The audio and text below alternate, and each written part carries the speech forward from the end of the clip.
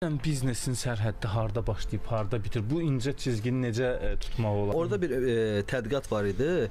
İslam indeksi deyən professor Asqari tərəfindən edilmiş. Orada hətta xristianlar, müsəlmanlar onunla bir tədqiqat aparılmışdı. O tədqiqatın nəticəsinə görə İslami dəyərlərə sahib olan ölkələr var. Yəni biz bəzən insanı axtarırıq müsəlman. Yəni deyir mən Yaponiyaya getdim, orada İslam gördüm amma müsəlman görmürəm. O tədqiqatda dünyanın ən böyük George Washington Universitetinin professorudur, nüfuzlu və çox təəssüf ki, İslami dəyərlərə sahib olan ölkələr Hollandiya, İsveç, 4-cü yer Yeni Zelandiya, Danimarka, Finlandiya. Orada ilk onda heç yox.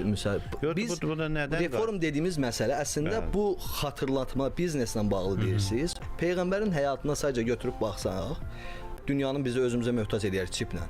Bunu bir dini ritualları deyil də, bir culture, bir mədəniyyət kimi insanları aşılamaq lazımdır ki, burada önəmli olan nədir?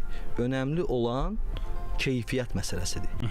Quranı başdan ayağa oxuyub, orada keyfiyyət məsələsinə əsas önəm verir. İstər insani keyfiyyət olsun, istər maddi keyfiyyət olsun. Bu elə özü haqq məsələsi. Əslində biz